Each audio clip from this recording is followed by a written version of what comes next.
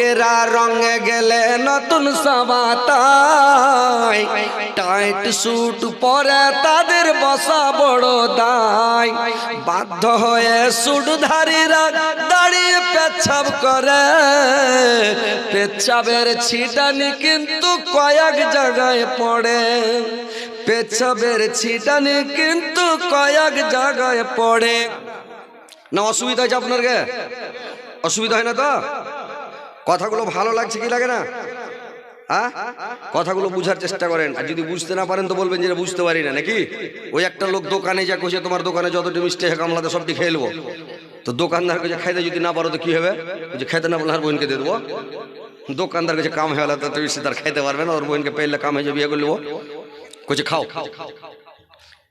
দোকানদার হুবে পড়ে গেছে, কইছে খাও। এই লোকটা গাবা গাব গাবা গাব মিষ্টি খেতে খেতে খেতে এতটি মিষ্টি আর খেতে পারে যে ভাই, এতটি মিষ্টি বেঁচে গেছে আর খেতে পারে না। আবার 3 নম্বর গেট থেকে লিয়ে 1 নম্বর গেট পর্যন্ত হয়ে গেছে, হা করছে, রসগোল্লা দেখাচ্ছে, কত খেবে? তখন 4টি মিষ্টি বেঁচে গেছে, আর যায় না ভিতরে। তখন কি করে? ওর বহিনকে ডাকছে, রে দিদি শুনতো। কইছে কি? কইছে মিষ্টিটি খাতো। ওর বহিনে সাকা বাগা বাগা বাগা মিষ্টিটি খেয়ে শেষ করে দিলে। তখন লোকটা কইছে, তুমি তো হেরে গেলে, তুমি তো কয়েছো খাইতে না পারলে আর বোনকে দিয়ে দেবো, দিয়ে দাও, আমি বাড়িতে চলে বিয়ে করে নেবো। কই তোমাকে কি কয়েছে আর বোনকে গোটাই দিয়ে দেবো, দিয়ে বিয়ে করলে, এটা কথা হয়েছে কি? এই ধরনের বড় বড় চোখ করে দেখছে। তোমার সাথে কথা হয়েছে, যদি মিষ্টিটি আমি খেয়ে শেষ করতে না পারি তো আর বোহিনকে দিয়ে দেবো, খেয়ে নেবে, তোমার বুদ্ধি শেষ। কি কইছে? আর বুদ্ধি শেষ মানে এক গামলা মিষ্টি লাভে থেকে চলে গেল বেচারি, বিয়ে করার আরমানি থেকে গেল। তো কথা হলো ভাই, কথার ক্যাপাসিটি একটু বুঝতে হবে। বিনা কামে মিষ্টিটি চলে গেল। আর ও যদি ওকে কহে দিত যে যাই হোক তুমি তোমার খেতে না বলে তোমার বোহিন কাকে দিয়ে দিও, আমি বাড়িতে চলে বিয়ে করে নেবো, তাহলে দিয়ে দিত। কিন্তু ও কহেছে যে যদি আমি খাইতে না পেরে আর বোহিনকে দিয়ে দেবো, খেয়ে শেষ করে দেবে, বুদ্ধি শেষ, খতম। এরকম হলো। মানে এক জায়গায় ওই কোর্টে করেছি কি, মানে একজনের ফাঁসি হবে, তো ফাঁসি হবে তো আর কইছে যে রাত 12টাতে ফাঁসি হবে, দিন 12টাতে ফাঁসি হবে। তো দিন 12টায় ফাঁসি হবে, দেখ কইছে তোর শেষ ইচ্ছা কি, কি খাবি তুই কহ? উকিল কইছে আমি 12 ভাজা খাবো। তখন 12 ভাজা কাটাং কাটাং রেখে, আর খাওয়ার সময় সুলি মাফ কিছু কইতে পারবে না। 12টা 1 মিনিট 2 মিনিট 5 মিনিট যখন হয়েছে, 12টা 5 মিনিট, আর খায়া পানি টানি খেয়ে আব ফাঁসিতে চড়বে। উকিল কইছে দাঁড়াও, বলে কেন? বললো আর ফাঁসি হয়ে গেছে। কখন ফাঁসি হলো? যে 12টার সময় ফাঁসি হয়ে গেছে, দেখো এখন 12টা 5 মিনিট। হাকিম চঞ্জি হয়ে গেছে, বড় বড় চোখ করলে, এই কি ব্যাপার রে? তুমি তো লেখনি যাকে ফাঁসি দিয়ে মৃত্যুদণ্ড সাজা দেওয়া হবে, মৃত্যু কথাটা তো লেখনি, একে ফাঁসি দেওয়া হবে, তো ফাঁসি হয়ে গেছে, ওর বেঁচে আছে, বেঁচে আছে, ফাঁসি হয়ে গেছে, বেঁচে আছে। তো কথার ক্যাপাসিটি বুঝতে হয় নাকি? আর যদি বুঝতে না পারেন তো সব বেকার। একটা ওই পাড়া গ্রামে ঢ্যাঁট বাংলা বেটি ছেলে কাজিয়া করে কোর্টে কেস করে দেয়। তো কোর্টে যখন কেস করে দেয়, তো কোর্টে যে ওই টিকটিকিতে চড়তে কাঠগড়াখানে, তো কাঠগড়াতে চলে হাকিম পুছ করছে, আচ্ছা এই লোকটা কি তোমাকে মেরেছিল? তো রাগের চোটে মাইয়া লোকটা বলছে না মারেনি। ও হাকিম লিখে দিলে না মারেনি। তো তোমাকে কিছু কহেনি? না কিছু কহেনি। ও লিখে দিলে না কিছু কহেনি। ওই যে লোকটা কি আসলে নির্দোষ? হ্যাঁ নির্দোষ। ও লিখে দিলে হ্যাঁ নির্দোষ। তার মানে কোর্টের হাকিম তার ঢ্যাঁট বাংলা বুঝে না, ওগুলা আমরা বুঝতে পারবো পাড়া গ্রামের লোক, যে রাগের চোটে কইছে নাকি, নাকি ভাই? আমরা বুঝতে পারবো গ্রামের লোক যেগুলো রাগের চোটে কইছে, কিন্তু হাকিম তো রাগ বুঝে না, ও আর ঢ্যাঁট বাংলা বুঝে না, ও কইছে না মারেনি। তখন এবার বলছে যে এই মেয়ে লোকটার উপরে যে কেস করা হয়েছিল এটা ঝুঠা আঞ্জাম ছিল, একে কিছু বলেনি, মারেনি, কিছু কয়েনি, এটা বেমিয়াদি খালাস করে দেওয়া হলো। তুমি একটা কোন ফেধির এটা হাকিমটা কি খেয়ে পড়েছিল, ও কিছু বাংলা বুঝতে পারে না, কিছু বুঝে না ও। তো হাকিম বড় বড় চোখ করে দেখছে, ও পাড়া গ্রামের ছেলের কি বুঝবে? তো এদিকে হয়েছে ব্যাপার, দুনিয়া তো দুনিয়া ও আমার আল্লাহ, এই জিসমে রাখা যে জান, সব যে তোমার দয়ার দান। দুনিয়া তো দুনিয়া, মুসা নবীকে না দেখা দিয়ে বানিয়েছো তুমি কলিমুল্লাহ। ইসমাইল নবী জবাই না হয়ে গেল জবিহুল্লাহ। দুনিয়া তো দুনিয়া, পাখির কালো রাব ঝরনার পানি, ফলে ফুল ফুলে ভরা বাগান, সব যে তোমার দয়ার দান, দুনিয়া তা দুনিয়া। এর বুঝতে পারছেন তো? আমার কথা হলো বুঝতে পারছেন তো? কোনো অসুবিধা হয় না তো? এবার ভালো করে শুনেন আর হ্যাঁ করবেন, মুড়ি লড়াবেন না তো ওয়াজ করতে ভালো লাগবে না ভাই, বুঝতে পারছেন? ওই বাংলাদেশের লোক যদি বলে দিই নারে তাকবীর আল্লাহু আকবার, বুঝতে পেরেছেন? বলে জি হ্যাঁ, হাত চাড়ছে সবাই গানগানিয়া, তো মজা লাগছে ওইটা ওয়াজ করতে। আর এখানে বলবো নারে তাকবীর আল্লাহু আকবার, আরো আস্তে মুলবির পাওয়ারকে বসিয়ে দেবে। আরো একটু জোরে লাগান তো, নারে তাকবীর। এটা ম্যাচ গোল হলো, খুব বড় হয়নি, একটু জোরে লাগান, নারে তাকবীর। সুবহানাল্লাহ, আলহামদুলিল্লাহ, আল্লাহু আকবার। কেউ যদি খালেস দিলে, খালেস অন্তরে আল্লাহকে স্মরণ করে যদি একবার বলে দেয় আল্লাহু আকবার, তো আল্লাহ বলছেন যে আসমান থেকে জমিন পর্যন্ত, মাশরিক থেকে মাগরিব পর্যন্ত নেকিতে ভর্তি করে দেবো আমি, কোনো খাল ডোবা বিল খাল বাকি রাখবো না, একদম নেকিতে ভরপুর। তাইলে আল্লাহু আকবার বলতে গিয়ে আপনাদের কাঞ্জুসি করে লাভ আছে? কত নেকি পেলেন? অনেক নেকি। একবার জোরে সবাই লাগান তো, নারে তাকবীর। সুবহানাল্লাহ, কত নেকি পেলেন? অনেক নেকি ভাই, আলহামদুলিল্লাহ। এবার শুনেন, আল্লাহর নবীকে বললেন আর একটু আগে বাড়ন, আর একটু দেখলেন কিরে ভাই, আর একটা দৃশ্য দেখতে পেলেন। আল্লাহর নবী বললেন যে 3 প্রকার 4 প্রকার লোকের দিকে কিয়ামতের দিন আল্লাহ পাক চোখ তুলে তাকাবে না। 1 নাম্বার যারা আমানতের খিয়ানত করে ওর দিকে দেখবে না। 2 নাম্বার ওই লোকটার দিকে তাকাবে না যে লোকটা ঘুষ খেয়ে বিচার করে, বিচারে ঘুষ খায়, ওই লোকটার দিকে তাকাবে না। 3 নম্বরে ওই লোকটার দিকে আল্লাহ পাক কিয়ামতের দিন চোখ তুলে তাকাবে না যে পুরুষটা স্ত্রীর ভেষ ধারণ করে, নারীর ভেষ ধারণ করে, আর যে নারীটা পুরুষের ভেষ ধারণ করে ওই লোকটার দিকে আল্লাহ পাক কিয়ামতের দিন দেখবে না। আর যে লোকটা নারী পুরুষের ভেষ ধারণ করে, পুরুষ নারীর ভেষ ধারণ করে, আর টাকনুর নিচে কাপড় পিনে, আর 3 কাটিং এর শার্ট গায়ে দেয়, আর একবারে চুল ছাড়ছে মুঠুন গানে। এখনকার কাটিং দেখেছেন রে ভাই, মুরগা কাটিং, একবারে মুরগার টপ বানিয়ে দিচ্ছে, চতুর্দিকে খাইটা কিং জং এর নকল করছে, করে না? মুরগার টপ বানিয়ে দিচ্ছে রে ভাই, চুলটিতে কি মেডিসিন দেবে, আগুন ধরিয়ে দিচ্ছে, ধুমা উঠছে দিয়া, তখন করছে কি, এখন কাটিং করছে। এই সব লোকের উপরে কিয়ামতের দিন আল্লাহ চোখ তুলেও তাকাবে না, চোখ তুলেও দেখবে না যারা টাকনুর নিচে কাপড় পিঁধে, ফুল প্যান্ট পিনবেন তাড়াতাড়ি সকালবেলা কেটে দিয়েন, ফুল প্যান্টটাকে কেটে দিয়েন রে ভাই, ফের বেশি করে কাটিয়েন না।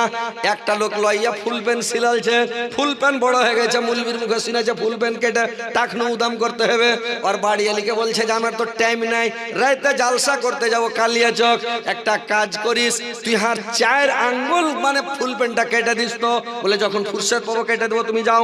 এইবার করেছি কি, বলছে ওর তো ফুরসত নাই, ওর বহুকে গেছে, এগে বৌমা তুমি আমার মানে ফুল প্যান্টটা 4 আঙ্গুল কেটে একটু সেলাই করে দিও তো রে বাবা।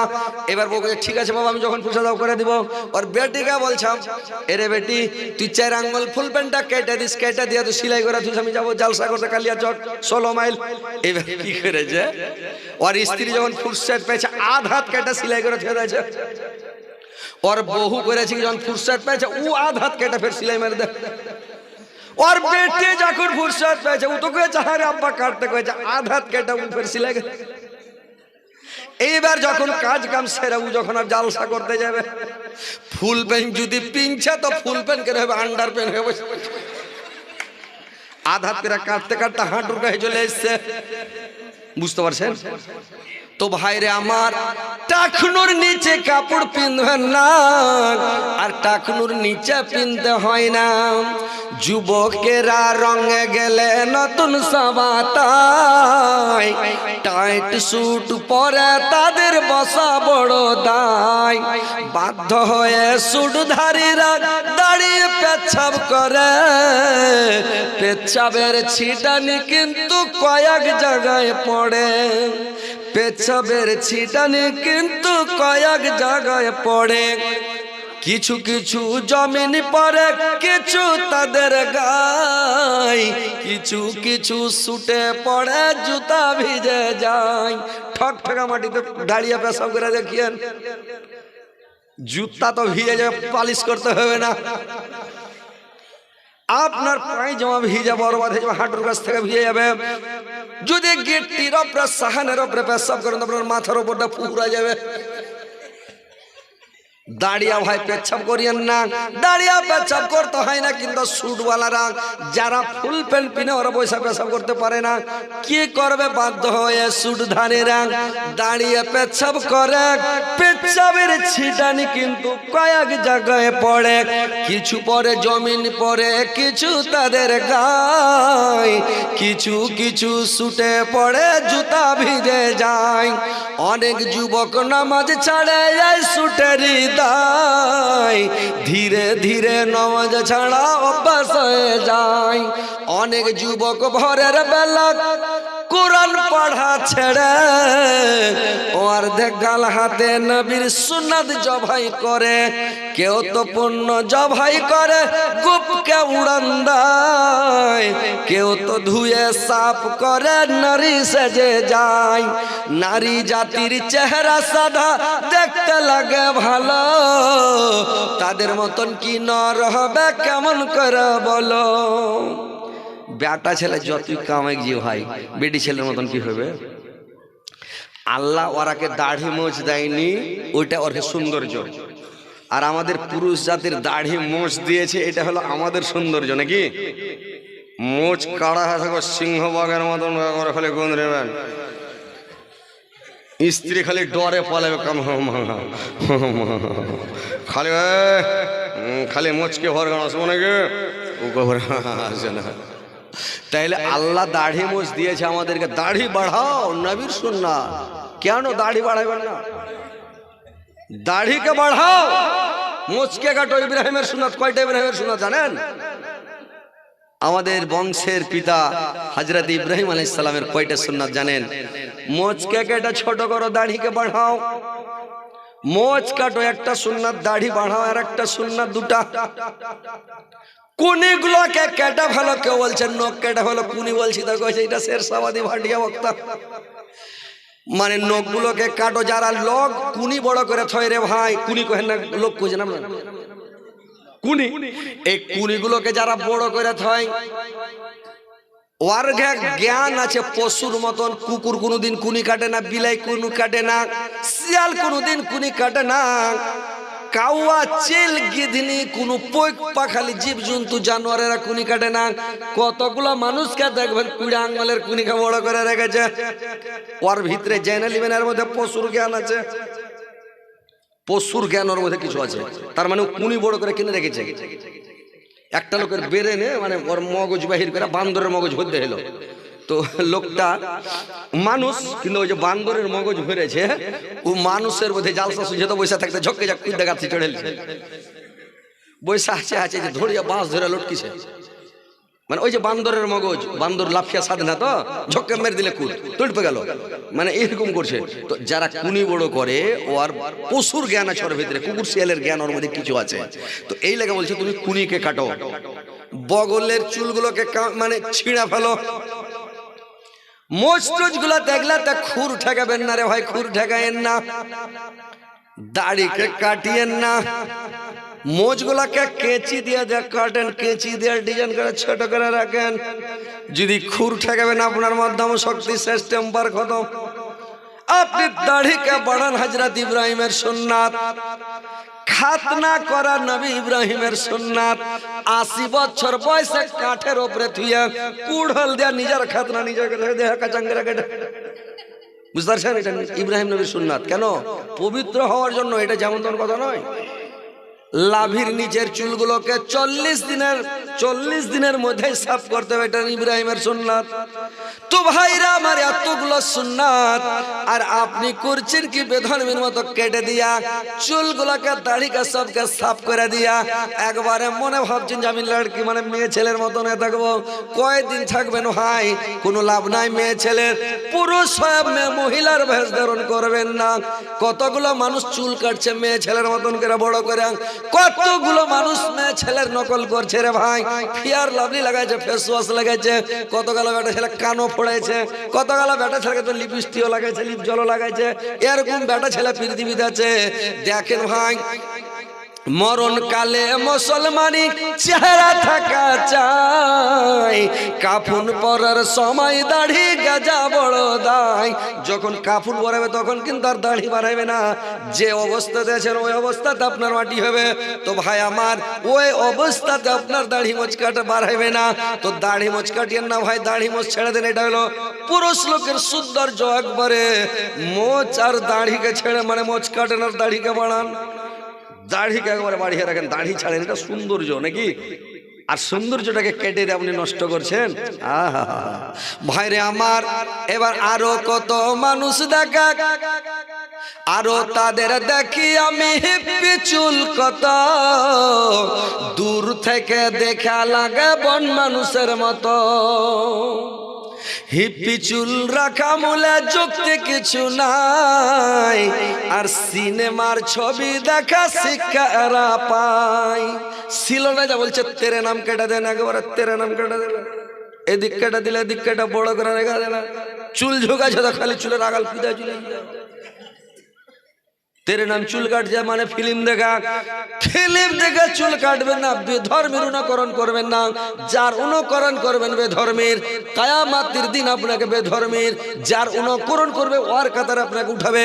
আপনি গুন্ডা পান্ডা মাস্তানের সাথে উঠা বসা করেন, আপনার হাসার নাসার গুন্ডার সাথে হবে। আপনি যদি একটা সারাবি জুয়াড়ির সঙ্গে উঠা বসা করবেন, দুনিয়াতে দোস্তি করবেন, উঠা বসা করবেন, ওর অনুকরণ করবেন, ওর কাতারে আপনাকে দাঁড় করা হবে। একটা আলেমুলমার সাথে মুলবি মাওলানার সাথে উঠা বসা করেন, আলেমের সাথে দোস্তি করেন, আলেমের সাথে দোস্তি করবেন, আপনাকে আলেমের সাথে কিয়ামতের দিন উঠা হবে। ভাই আলেমকে ভালোবাসেন, মুলবিকে ভালোবাসেন, মুলবির সাথে উঠা বসা করেন, মুলবিকে হেলা করেন না। মুলবি হচ্ছে, আলেম হচ্ছে ওয়ারেসাতুল আম্বিয়া, নবীর ওয়ারেস। সবারই ভাগ্যে জুটে না মুলবি, বুঝতে পারছেন?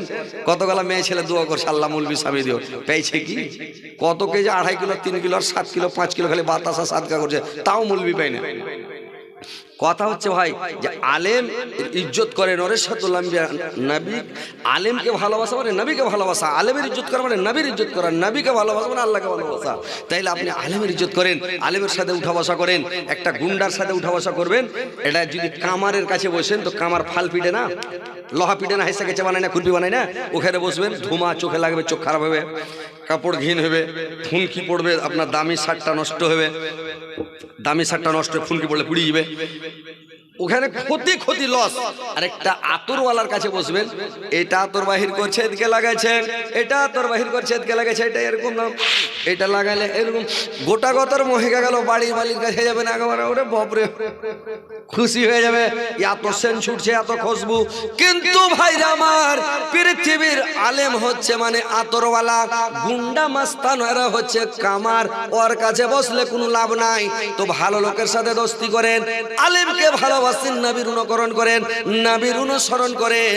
আর মানে লিম্মা রাখো, জুম্মা রাখো, রাখো আপরা চুল, এর মতো চুল রাখা সুন্নাতের রাসূল।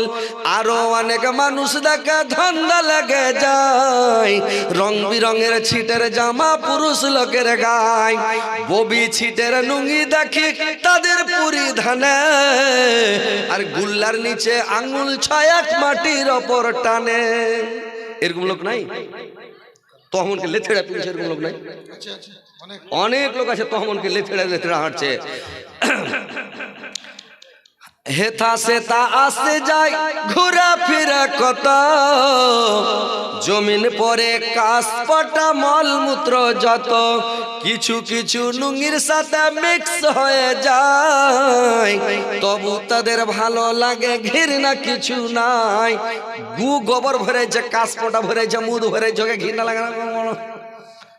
বললে এই কেন পিনছি? বলে ঠান্ডা লাগছে। আরে খ্যাপার পেটের খ্যাপা, তোকে তো এমন গান লটকে কাদা গু মুদ ভরিয়া তোর শরীর করে মিজিছে।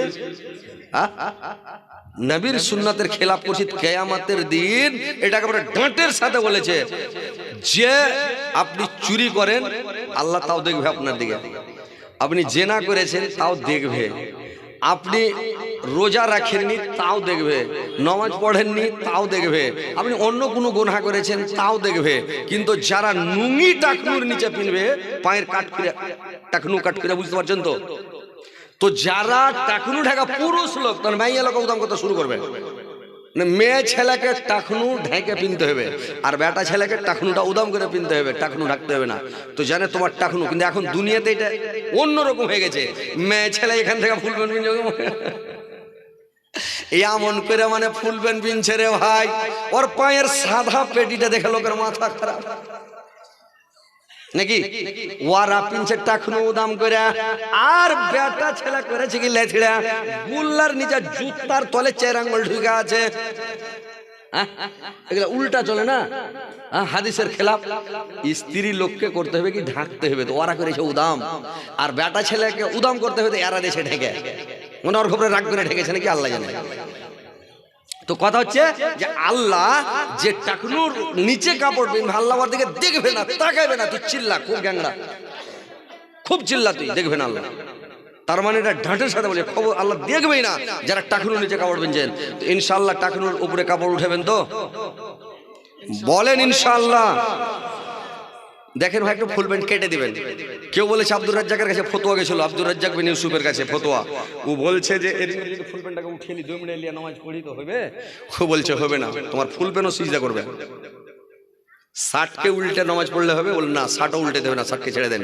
তো শার্টও উল্টে দেবে না, ফুল প্যান্ট কেটে দেন, ওকে টাকনুর ওপর থেকে কেটে দেন, দিয়ে তখন আপনি ফুল প্যান্টকে সিলিয়া পিনেন। উল্টা ফুলটার কোনো সিন নাই। তো কথা হচ্ছে ভাই যে টাকনুর নিচে কাপড় পিনবেন না, টাকনুকে উদাম করে সব সময় রাখেন।